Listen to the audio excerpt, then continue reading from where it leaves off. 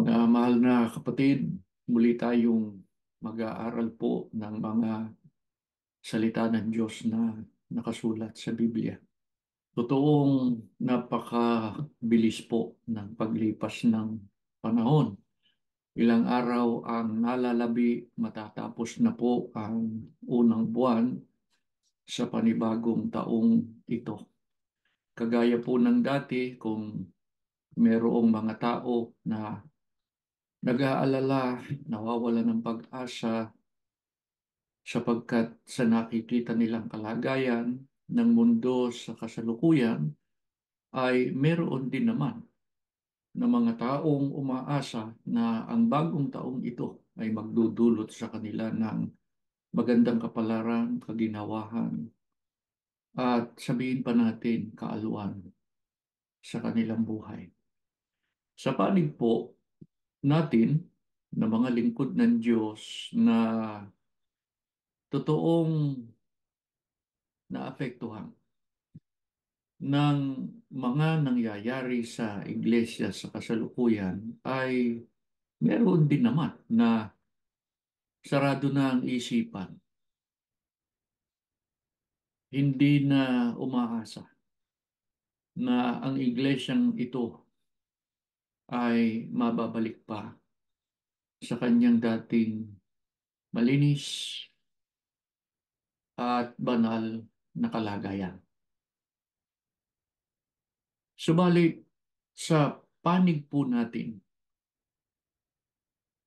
na mga sumasamba, sa panig natin na sa awa tulong ng Diyos ay nakapaninindigan tayo sa panig ng katotohanan ng mga kalooban ng Diyos, ay buo ang ating pagtitiwala at pag-asa na darating ang pagkakataon na ang Diyos ay kikilos, ayusin ang lahat ng bagay, isasaayos ang iglesia sapagkat ito ang iharap sa ating Panginoong Kristo sa araw ng paghuhukom. Kung ibabatay natin ang ating palagay tungkol sa kapalaran o kinabukasan ng iglesia sa kasalukuyan, kung sa atin lang sa tinatakbo nito ngayon at kung paano ito pinatatakbo o sabihin na natin pinangangasiwaan ng mga tiwaling mga tagapanguna, ay alam natin, masasabi natin saan tutungo ang iglesyang ito. Subalit, hindi papayag ang Diyos na magkagayon. Makikialam siya, kikilos siya, sapagkat ito ay kanyang bayan.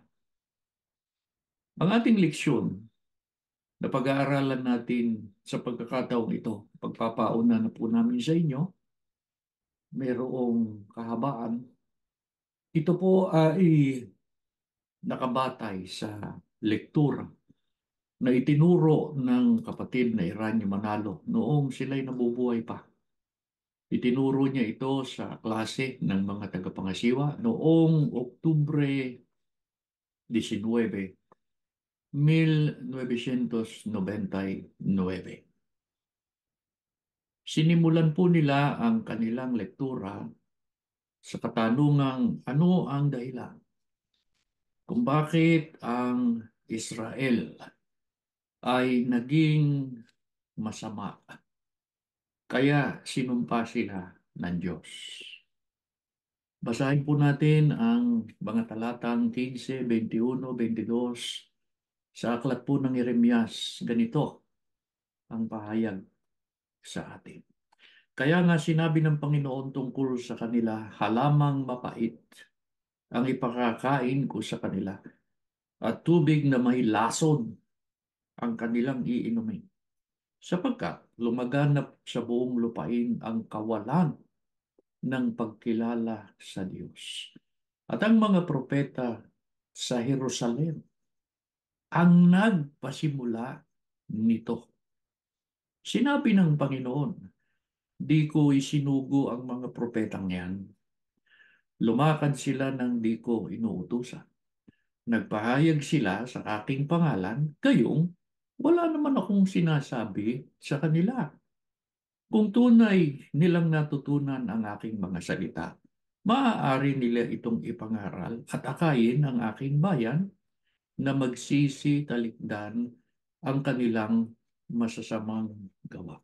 Ano po ang dahilan bakit ang bayang Israel ay naging masama?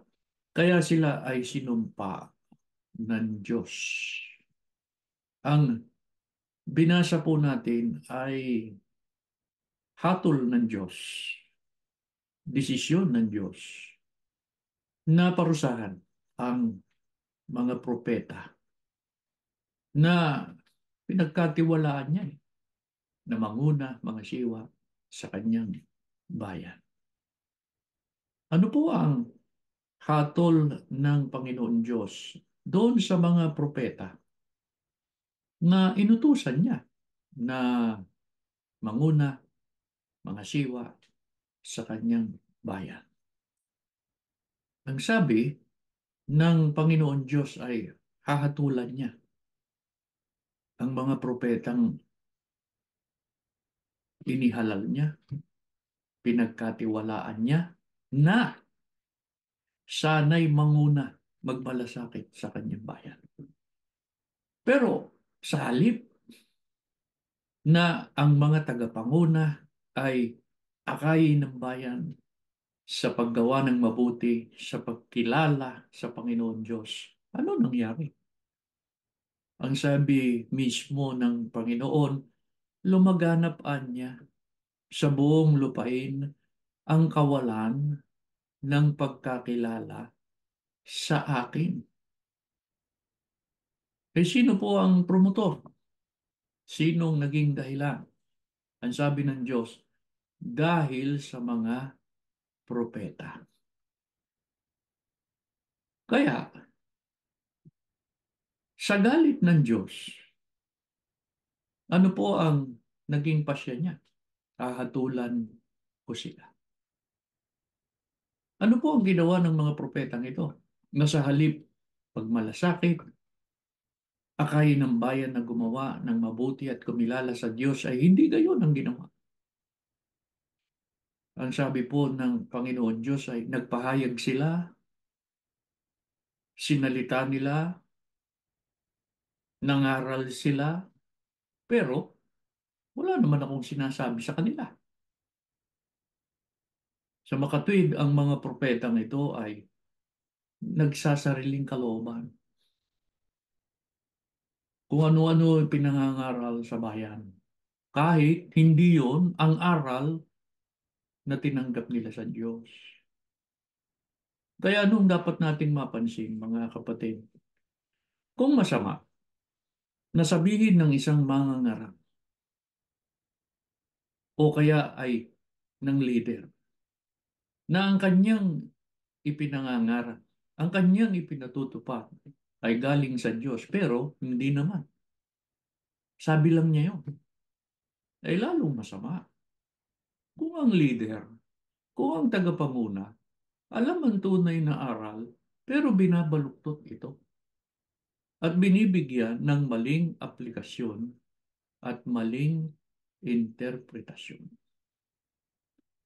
Mga kapatid, ano ang ilan sa mga dahilan kung bakit ang mga lider, mga tagapanguna, sa mga unang lingkod ng Diyos ay hindi ipinarating sa bayan ang tunay na mensahe ng Diyos sa kanila?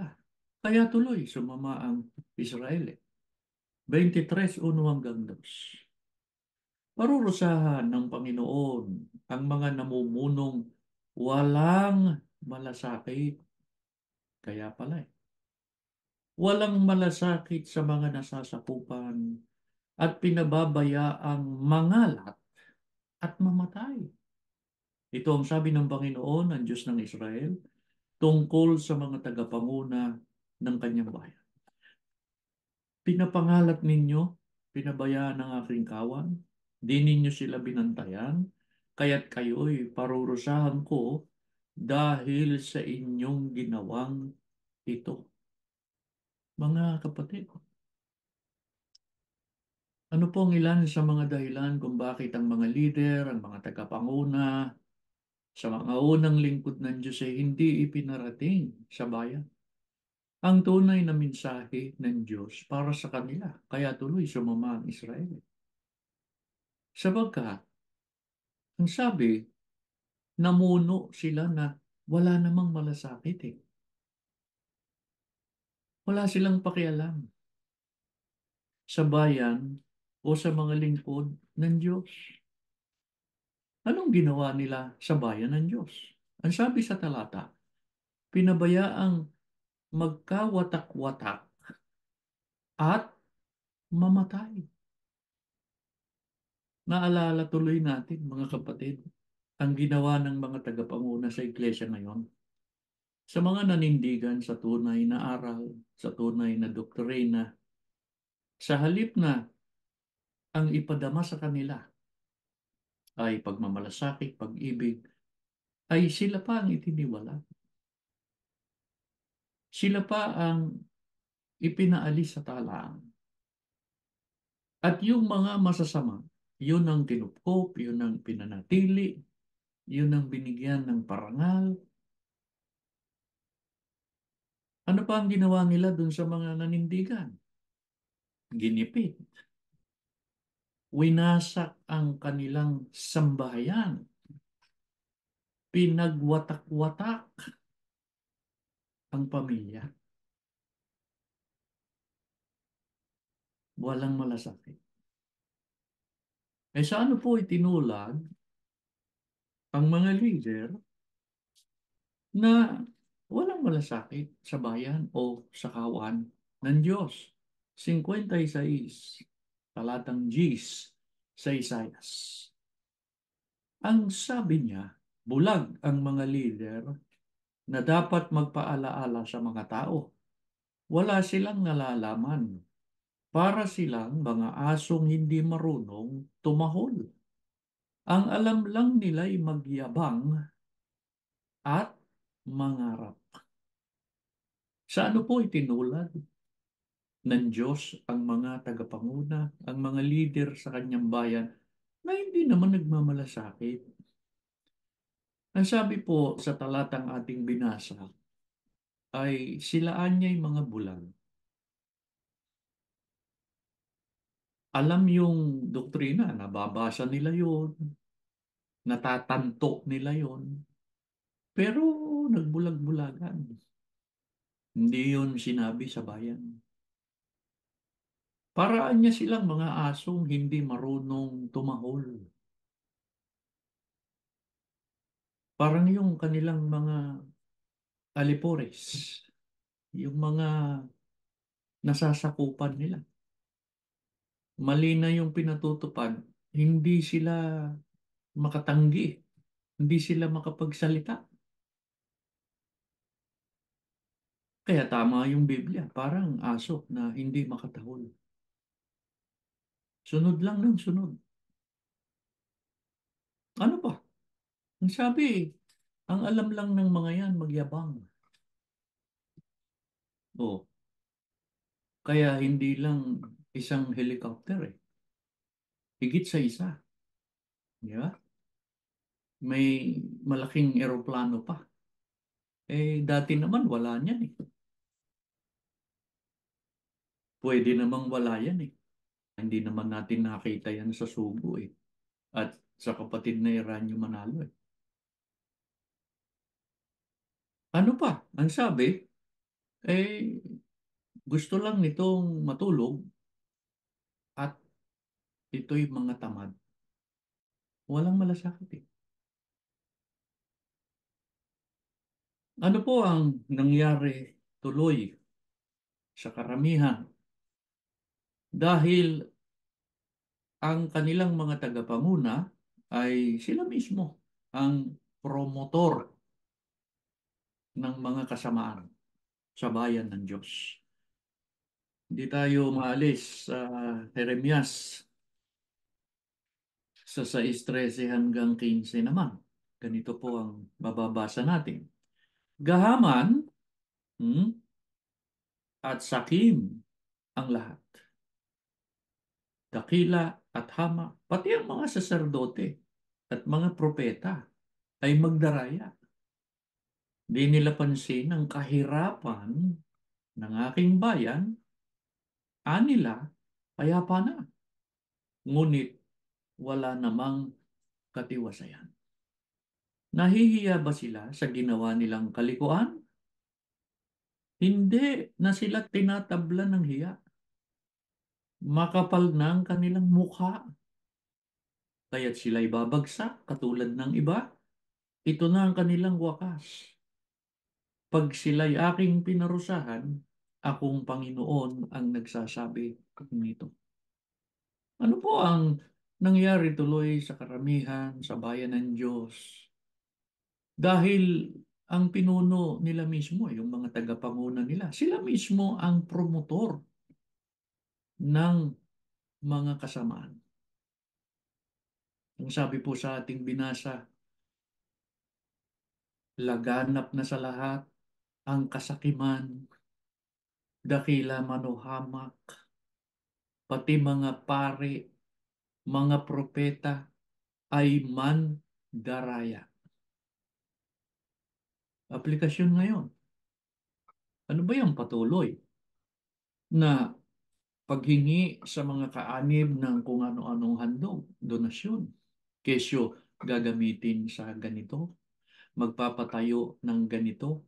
Pero hindi naman nakita ng mga kapatid na nagbigay ang katuparan ng kanilang mga sinasabi. O hindi ba kasakiman yan? Hindi ba pagiging gahaman yan? Hindi ba malinaw na pandaraya yan? Tanong, sino po ang promotor niyan? Hindi ho yung kaanib na nagbigay. Ang promotor niyan ay yung mga leader, yung mga tagapanguna, katumbas ng yung mga ministro, yung mga nakadistino, yung mga manggagawa.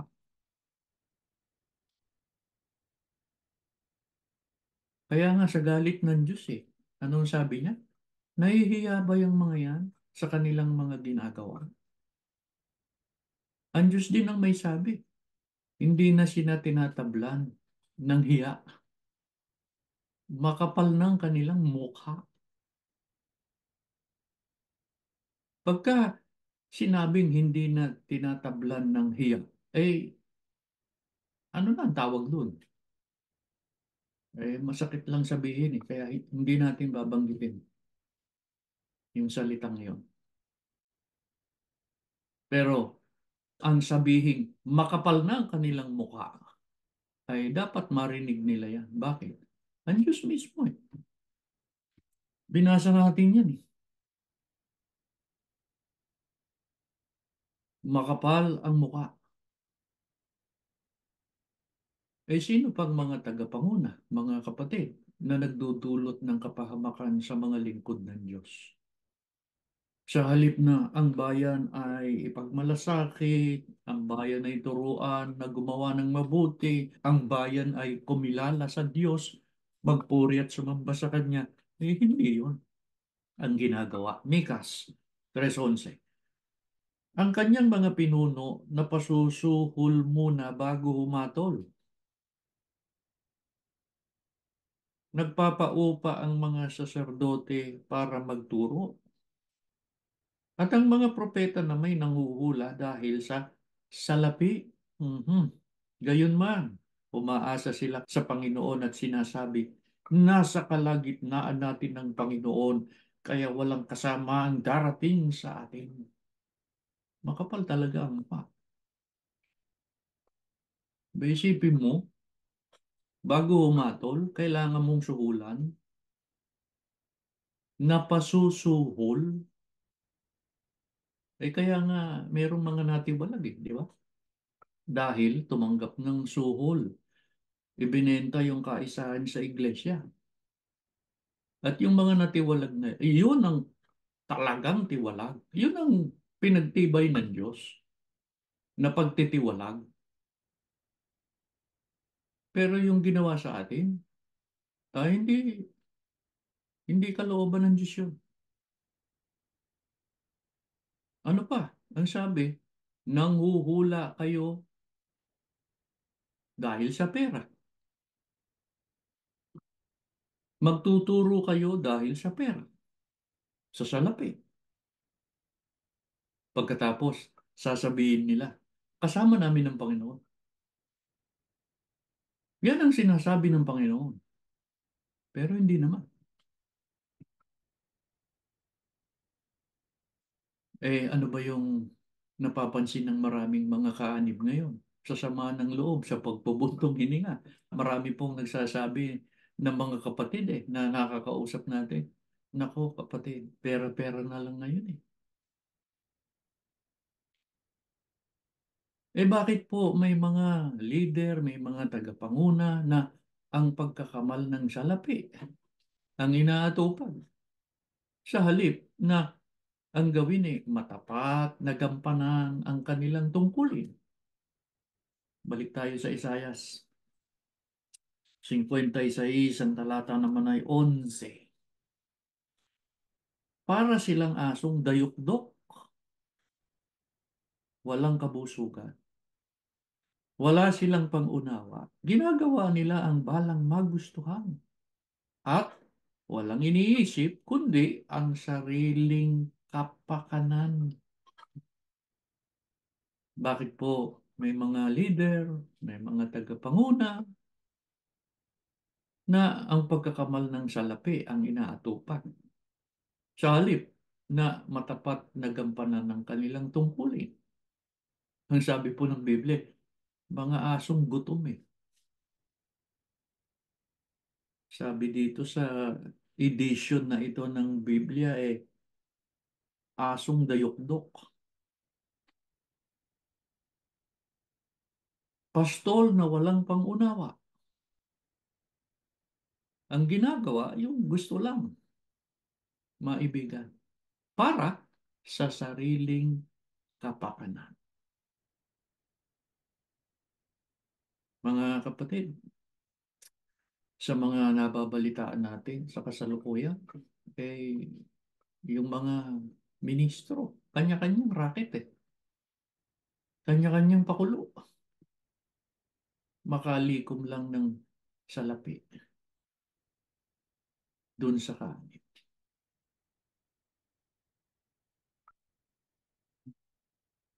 Kawawa ang bayan. Sa ano pa itinulad ng Panginoon Diyos? Yung mga korap, yung mga gahaman sa salapi na mga tagapanguna. Inuulit namin, mga kapatid, hindi tayo ang sumasagot, hindi yung sariling kalooban natin, kundi ang binabasa natin ay yung pahayag ng Biblia. Si Panyas, 3:1 hanggang 4. Kahabag-habagang lungsod na itong suwail at punong-puno ng karumihan at pang-aapi. Wala siyang pakikinig sa Panginoon at hindi tumatanggap ng kanyang payo. Hindi siya nagtitiwala sa Diyos, ni lumalapit man upang pasaklolo. Ang kanyang mga pinuno ay parang leong umuungan. Ang kanyang mga hukom ay matatakaw na tulad sa asong gubat. Inuubos ang magustuhan bago mag-umaga. Mga taksil at palalo ang kanyang mga propeta at ang kanyang mga saserdote walang pakundangan sa mga bagay na banal at niyuyurakan nila ang kautusan. Sa ano pa itinulad po ng Panginoong Diyos ang mga leader na corrupt, ang mga leader na gahaman sa salapi? Ang sabi, para silang liyong umuungal, ang mga hukom parang mga asong gubat na sa pagsapit ng umaga ay walang itinitira sa kanilang mga biktima. Sa isang salin nga, ang termino doon walang itinitira kahit na buto. Isipin mo yan. Buto na, pinatos pa. Ang kanyang mga propeta, ang sabi ay hindi mapagkakatiwalaan. Mapanganib. Ang kanyang mga pari, lapastangan sa mga bagay na sagrado. Gusto kong babaran niya ng konti, mga kapatid. Yung handog, sagrado. Pero, nilapastangan.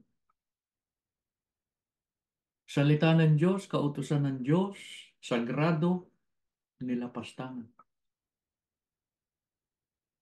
Ang iglesia, katawan ni Kristo, ang iglesia ay bayan ng Diyos, nilapastangan. Mga kapatid, papayag ba ang Diyos na palagpasin niya ang kasamaan ng mga taong ito? Hindi po. Mga bagay na sa Diyos, mga bagay na banal, mga bagay na sagrado, kasalanan yan sa Espiritu Santo pagka nilapastangan mo. Ang kasalanan sa Espiritu Santo ay walang kapatawaran.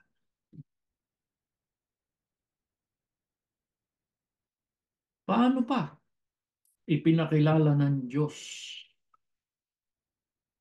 yung mga pinagkatiwalaan niya ng karapatan na manguna sa mga lingkod niya? Paano pa niya inilarawan yung iba? Hindi naman lahat. Sa 23 Gs hanggang 11 Jeremias, sa saling salita ng Diyos. Babasahin ko po. Puno na ang lupain ng mga taong sumasamba sa Diyos-Diyos. Dahil gumagawa ng kasamaan ang mga propeta at nagmamalabis sa kapangyarihan nila. Umabuso sa kapangyarihan. At dahil dito, isinumpa ng Panginoon ng lupain, kaya natuyot na lantang mga tanim sapagkat ito ang sinasabi ng Panginoon. Ang mga pari, kagaya rin ng mga propeta. Pareho silang marumi, gumagawa ng kasamaan, maging sa templo ko. Sa English, the prophets and the priests are godless. Mga kapatid, hanggang ngayon nangyayari po yan. Abusado sa kapangyarihan. Huwag kang magtatanong. Pagka nagtanong ka, tiwalag ka. O hindi ba? Maliwanag na abuso yan. Pang-aabuso yan. At kailan naman nangyari? Pagka bumaba ang handog mo, pagka bumaba yung lagak mo. Yan gagawing dahilan para maalis ka sa iglesia. Pera-pera na lang Kaya, pinag-aaralan natin itong leksyon na to na batay sa lektura ng kapatid na Eranio Manalo para wag sanang maulit or wag nang maapektuhan o maging kagaya ang Iglesia ni Cristo sa mga huling araw. Wag. Kaya, ang kasunod nating tanong, ano tuloy ang nangyari sa Israel? Dahil ang leader niya ay abuso, walang malasakit, hindi nagmamahal sa mga lingkod ng Diyos. Ano tuloy ang nangyari? Sa aklat po ng Jeremias, sa 12, talatang 10 hanggang 11, ay ganito ang sinasabi naman sa atin. Pakinggan po natin. Sinira ng maraming pinuno ang aking ubasan. Pati ang aking kabukiran ay sinagasa nila. Nagmistulang ilang ang magandang lupain. Wala nang halaga ang buong lupain. Tigang na tigang sa aking harapan. Ang bayan ngayon ang isa ng ilang. At walang sino mang nagmamalasakit. Ano tuloy ang nangyari sa Israel? Sapagkat ang leader nila ay abusado. Walang malasakit. Binabaluktot ang doktrina. Gahaman sa salapi. Gahaman sa kapangyarihan. Ano po ang sabi ng Diyos? Mga kapatid, pansinin niyo to ha. Ang sabi ng Diyos, sinira ng maraming pinuno ang aking ubasan. Alin ba ang ubasan? Ang ubasan na tinutukoy ay ang bayan ng Diyos.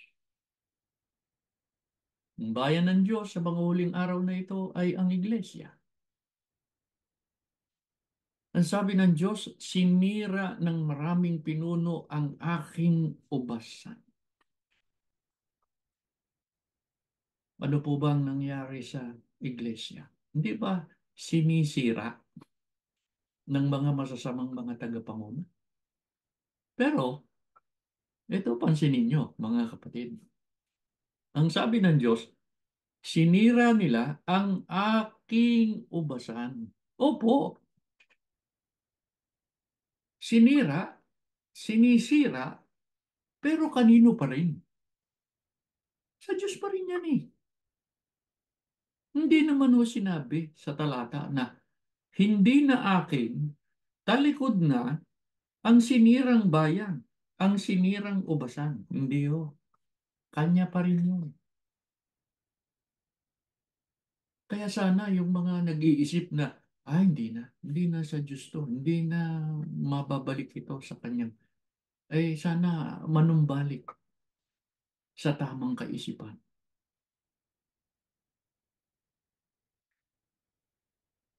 Ang kasunod na tanong ay, ang leader lang ba ang dapat nasisihin dahil sa ang bayan ay naging masama? Basahin natin ang Oseas 13:13 hanggang 14. Ang Israel ay binigyan ko ng pagkakataong magbagong buhay. Ngunit tinanggihan, para siyang batang ayaw lumabas sa sinapupunan. Siya'y anak na suwail at mangmang. Hindi ko sila paliligtasin sa impyerno. Hindi ko sila ililigtas sa kamatayan. Kamatayan, pahirapan mo sila. Impyerno, parusahan mo sila. Wala na akong nalalabing awa sa kanila. Ang mga leader lang ba ang dapat sisihin pagkat sumama ang bayan? Ay, hindi. Pati miyembro. Nagsunod-sunuran. Kung merong naging panatiko, hindi tayo. Sila. Bulag na tagasunod. Kaya, yung mga nakatalapa, huwag kayong susunod sa mali. Manindigan kayo sa tama. Ngayon, yung nag-iisip na ang iglesyang ito, imposible na makabalik sa kanyang dating kalagayan, ay siguro ang sinasabi nila, ang iniisip nila, kaya nga, yan yung binasa nyo yan. Yan ang mangyayari sa iglesyang ito.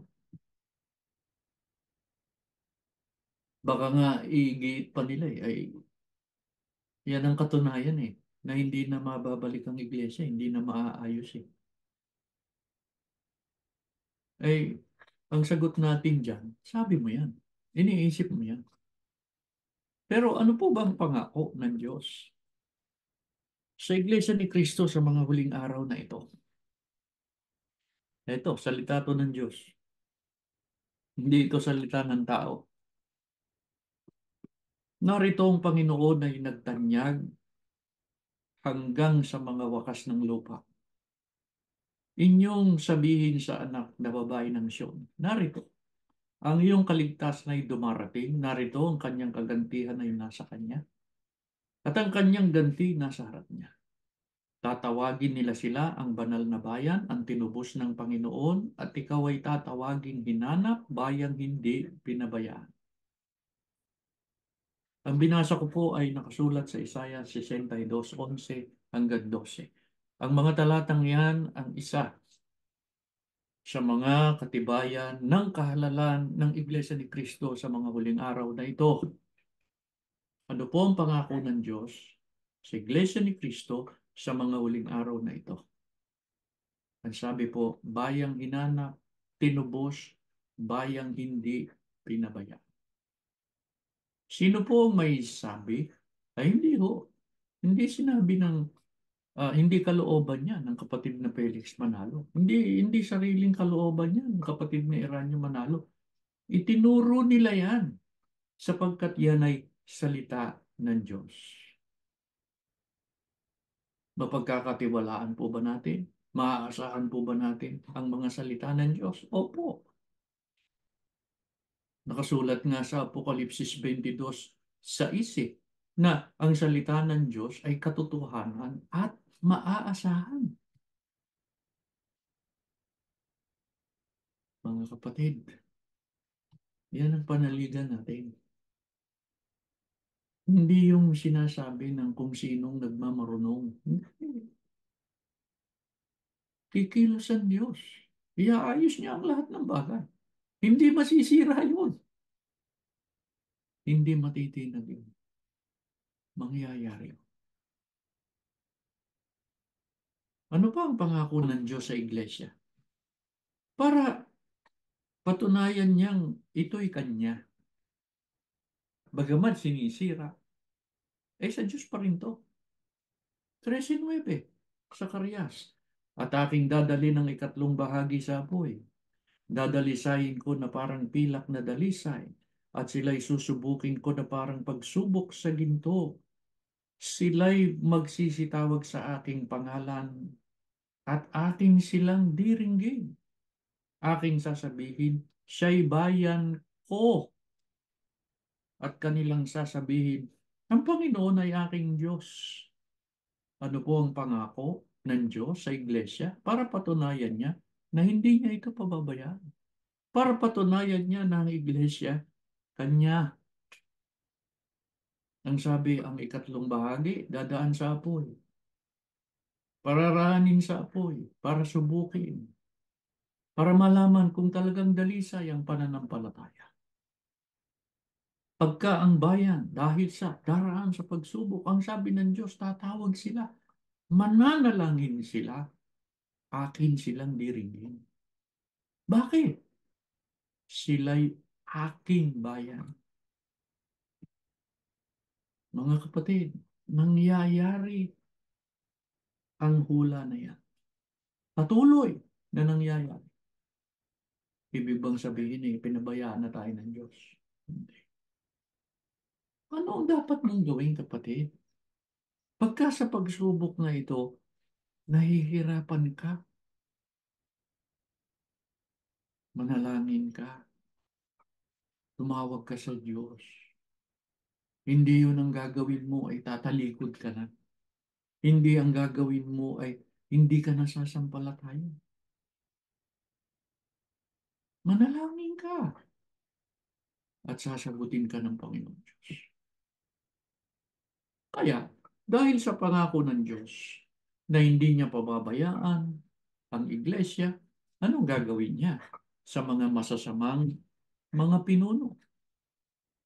Pakinggan natin. 23:1 hanggang 3 ng Jeremias, parurusahan ng Panginoon ang mga namumunong walang malasakit sa kanilang mga nasasakupan at pinababayaan ng mga ito'y mangalat at mamatay. Ito ang sabi ng Panginoon, ang Diyos ng Israel, tungkol sa mga tagapanguna sa kanyang bayan. Pinapangalat ninyo at pinabayaan ang aking kawan. Hindi niyo sila binantayan, kaya't kayo'y parurusahan ko dahil sa inyong ginawa. Mga kapatid, parurusahan po ng Diyos ang mga masasamang mga pinuno. Marami na ang pinarusahan. At marami pa ang parurusa pagka hindi sila nagbago. Pagkatapos na maparusahan niya yung mga masasamang pinuno, ano po ang gagawin niya? Tuloy natin sa 4. Hihirang ako ng mga tagapangunang magmamalasakit at mangangalaga sa kanila. Hindi na sila muli pang daranas ng takot at agam-agam at wala nang maliligaw kahit isa. Akong Panginoon ang may sabi nito. Sa makatwid, maghahalal siya, magtitindig siya ng mga leader niya na magmamalasakit sa iglesia. Para ang kanyang mga tupa ay hindi na niya daranas ng takot at agam-agam. Bakit? May tunay na eh. Yung mga ngalaga, tunay na yung magmamalasakit sa kanila. Hindi mukhang pera. Hindi gahaman sa salapi. Mga kapatid, ano ang inaasahan ng Diyos sa atin? Samantalang hinihintay natin ang pangako niya na magtitindig siya ng mga totoong magmamalasakit at mga ngasiwa sa kanyang bayan. 7 hanggang 8. Sa harap ng Diyos, pumanatag ka, maging matiyagang maghintay sa Kanya. Huwag mong kainggitan ang gumiginhawa sa likong paraan, umunlad man sila. Huwag kang mapupuot ni mababalisa. Iyang pagkagalit, iwasan mo sana. Walang kabutihan na makakamtan ka. Ano po ang inaasahan sa atin ng Diyos? Sapagkat nangako siya. Iaayos niya ang lahat ng bagay.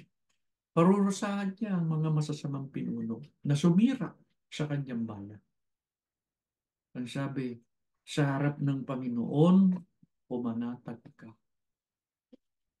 Sino yung panatag? Hindi siya nag-iisip ng kung ano-ano. Yung panatag, pagka may pagsamba, sasamba siya. Yung panatag, kahit walang nakakakita sa kanya, dahil sa alam niya yung aral, yun ang sinusunod niya. Hindi siya nag-iisip na, ay, siguro ganito, pinabayaan na tayo ng Diyos. Ay, ganito, ganyan. Hindi. Ang mga ganun, hindi panatag. Hindi sila matyaga. Yan ba, kalooban ko lang? Baka sabihin naman ng mga nakikinig eh. Si brother naman nagbibintang. Hindi raw ako matyaga. Hindi raw ako panatag. Ano ang katunayan ng panatag at matyaga? Pakinggan natin.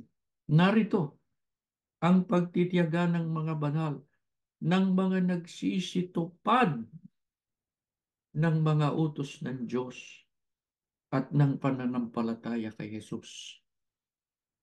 Narinig kong isang tinig na mula sa langit na nagsasabi, isulat mo, mapalad ang mga patay na nangamamatay sa Panginoon mula ngayon. Oo, sinasabi ng Espiritu upang sila'y mangagpahinga sa kanilang mga gawa sapagkat ang kanilang mga gawa ay sumusunod sa kanila.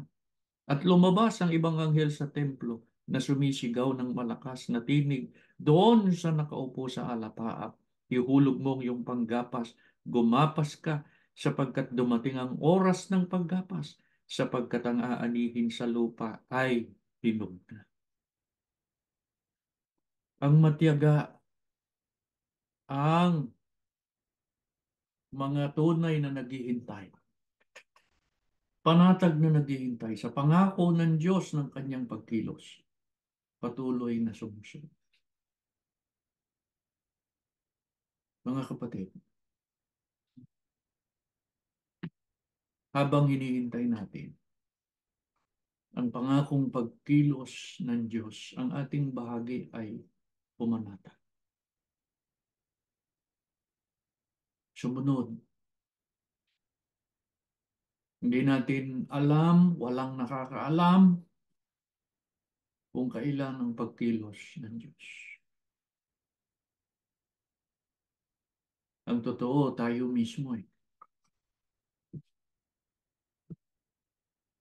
Hindi natin masabi na tiyak sa sarili natin na makikita pa natin yun. Hindi natin alam. Pero ang mahalaga, makita man natin yun o hindi na, sapagkat magwawakas ang ating buhay. Ang mahalaga, natapos ang ating buhay, natapos ang ating takbuhin, karapat-dapat sa paningin ng Diyos. Kaya nga mapalad eh. Masasabi natin mapalad yung mga nauna na sa atin na nakita naman natin na nagpahinga sila pero taglay ang tapat na pananampalataya sa Diyos. Sana ganun din tayo. Mamalagi tayo sa katapatan, mamalagi tayo sa pagkilala sa Diyos hanggang sa araw ng kawakasan. Wakas ng ating buhay o wakas ng mundo ito. Yan ang ating leksyon, mga kapatid. Tumayo kayo at aawit muna tayo.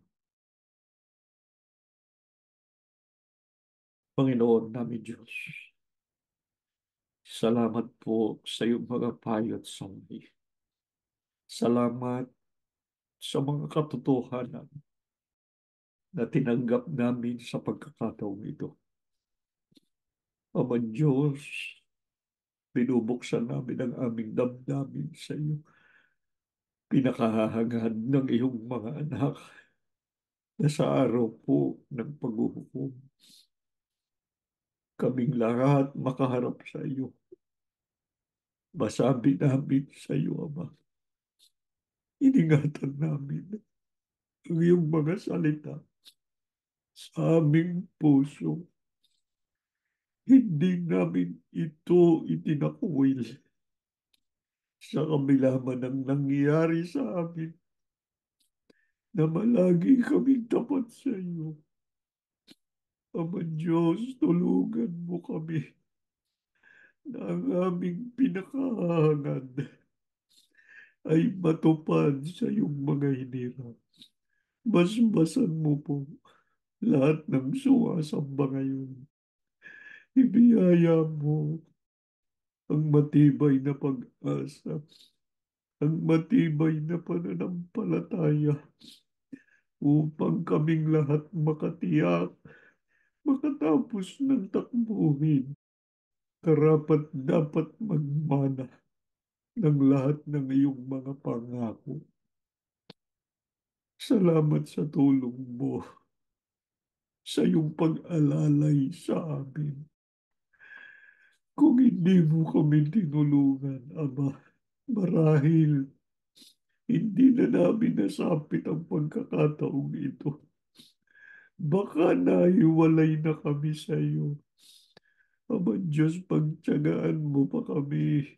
Huwag mo kaming bibitawan. Alam namin, marami pang mga pagsubok ang kailangan naming pagdaanan. Kailangan maging dalisay ang aming pananampalataya. Wala kaming kaya sa ganang aming sarili. Alalayan mo kami, Panginoon. Ihatid mo kaming lahat sa pagtatamo ng kaligtasan. Ikaw ang nagmamay-ari ng aming buhay. Ikaw ang nakababatid kung hanggang kailan kami sa mundong ito. Ang inihiling namin kung kukunin mo na ang pahiram mong buhay at lakas. matapos kami sa katapatan magbigay ng kalwalatian sa iyo. Ama Diyos, biyayain mo ang sambahayan ng aming mga kapatid. Napakahirap ng sanlibutan. Ama, makarating sa kanila ang mga biyaya mo at pagpapala. Higit sa lahat na aming panalangin sa iyo bilang mga ministro mo, Ama. Pag narinig mong taguhin ng aming mga kapatid, huwag mo silang bibiguin. Huwag mo silang titiisin, Ama. Sagutin mo sila. Kailanman mo sila marinig sa kanilang mga pananalangin. Ibiyaya mo ang kanilang mga pangangailangan. Higit sa lahat, mabalaging tapat sa iyo. Nagkakatiwala po kami, Ama. Binasbasan mo kaming lahat. Wala na sanang mahiwalay pa o maligaw ng landas. Lahat kami makapanatili sa matapat na mga paglilingkod sa iyo. Patawarin mo kami sa aming mga kasalanan sa ngalan ni Jesus na dakila po naming tagapagligtas.